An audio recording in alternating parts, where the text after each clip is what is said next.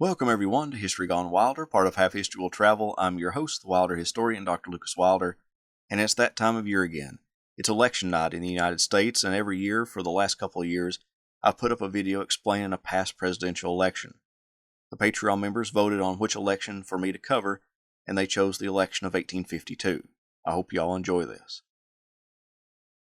If you like what I do, please consider subscribing to the channel if you haven't done so already. Join the Patreon page, and purchase something from the Teespring store or Etsy shop. Every little bit helps. Thank you. To talk about the presidential election of 1852, we have to talk about the Compromise of 1850, which directly impacted the election, its candidates, and the two major parties' run-in candidates. If it wasn't for the controversial compromise, then the election would have looked a lot different. When passed, the Compromise of 1850 provided for the entrance of California into the Union as a free state, outlawed the slave trade but not slavery in Washington, D.C., and strengthened the rights of slave owners by implementing the Fugitive Slave Law of 1850. The passage of the Fugitive Slave Law was in all respects the most controversial part of that compromise bill, put together by men like Henry Clay, Stephen Douglas, and John McClernand. If a slave ran away and sought refuge in a northern state, it now became federally required for those northern states to help in the return of those slaves, which northern states felt took away their states' rights. In retaliation, many northern states passed personal liberty laws, which gave legal rights to runaway slaves by allowing them a trial by jury and even providing them with an attorney. Other states made it illegal to seize a person suspected of being a runaway. These laws were used by those northern states to work around the federal Fugitive Slave Act. South Carolina and other states, in their ordinances of secession in 1860 and 1861, would cite these personal liberty laws and the northern states using those laws to keep from returning slaves as a reason for them leaving the Union. A compromise bill, by definition, is a compromise, which meant that no one was truly satisfied with the entire bill. One of the parties and subgroup of the party that had a huge problem with the bill was Northern Whigs.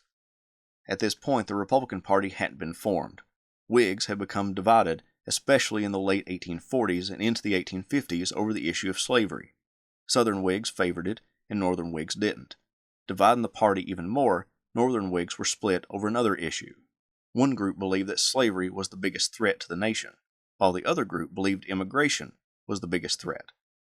Many of the anti-immigrant Whigs had already split off into the American Party, or their more famous name, the Know-Nothings.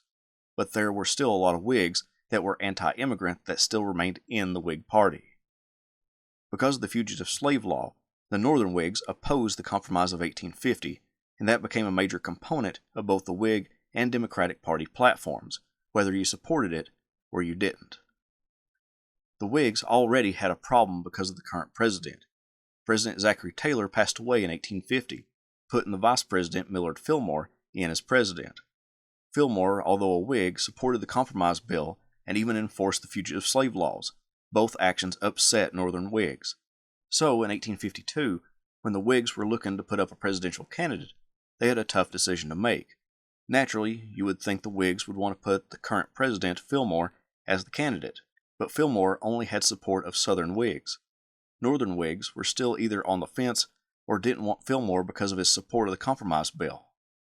Fillmore's Secretary of State, Daniel Webster, was also a possible candidate, but it was Webster and Fillmore who purged the cabinet of Whigs who denounced the Compromise Bill. Either way, Fillmore and Webster were the top two candidates, but there was still one more Whig that would come to the forefront. His name was Winfield Scott. Winfield Scott wasn't completely new to presidential thoughts. In 1840 and 1848, he was at the very least suggested by Whig Party leaders as a possible candidate, but neither election saw him as a candidate. Scott was a Virginian, so a Southerner, but he was also anti-slavery.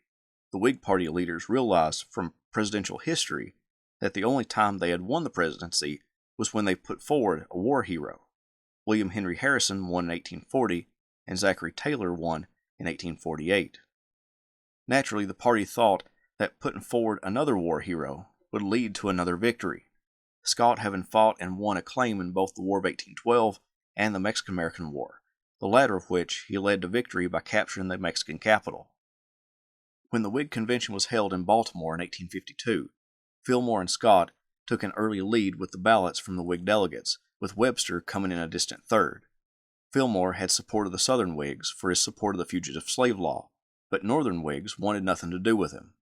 Additionally, the Free Soil Party, another party that drained voters from both the Whigs and the Democrats in the North, was still active. The Whig Party hoped to gain some of their votes back from the Free Soilers by supporting Scott. Not only was Scott anti-slavery, he was also a Southerner, which would hopefully gain the Southern Whig vote. On the 53rd ballot, Scott won the Whig nomination for president.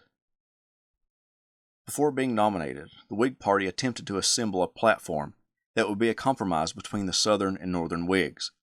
Since the Compromise of 1850 was such a tumultuous subject, they agreed to put it in the platform that the party promised to maintain the compromise until time and experience shall demonstrate the necessity of further legislation to guard against the evasion of the law on the one hand and the abuse of their powers on the other, not impairing their present efficiency, and deprecated further sectional agitation. Basically, the platform acted as a band-aid to hopefully heal the split between Northern and Southern Whigs, at least until they got through the election. William A. Graham, a man who had been a United States Senator from North Carolina, the governor of that state, and the Secretary of the Navy under Millard Fillmore, became the vice presidential nominee. The Democratic Party held their convention in the same hall in Baltimore, Maryland, as the Whigs just a few weeks apart, but still the same month. Although a little fractured, the Democrats were not nearly as divided as the Whigs. Some prominent politicians were in the running for president. Among them were James Buchanan, Lewis Cass, Stephen Douglas, and William Marcy. All of them at one point or the other took a lead in the ballots, but none could get a majority required to become the nominee. However, that changed when a Southern delegation put forward the name of a politician from New Hampshire, Franklin Pierce. Pierce wasn't a complete unknown. He had represented New Hampshire in the Senate and was a brigadier general in the Mexican-American War. However, his service in the war was a little suspect, having missed key battles because of alleged illness. Nevertheless, his warrior status was a bonus for the Democrats. Pierce, the dark horse candidate, won the nominee on the 49th ballot. As a concession for having a New Englander as the presidential nominee, it was decided to make the vice president a Southerner. William R. King was named the vice presidential nominee. He had previously represented North Carolina in the United States House of Representatives, but in 1818 he moved to the Deep South, into what would become the state of Alabama, following the cotton craze. He purchased a large plantation and owned as many as 500 slaves to work his cotton. He served as the minister to France and as a U.S. Senator from Alabama. As far as the campaign went, the Whig Party was playing catch-up. The party was fast disintegrating, so they attempted to play to the parties that had broken off from it, like the Free Soil Party. The Free Soil Party held their own convention and nominated John P. Hale, a U.S. Senator from New Hampshire, and a former member of the House of Representatives. It didn't seem as though Scott's anti-slavery stance would either destroy the Free Soil Party or make them come over to the Whig Party.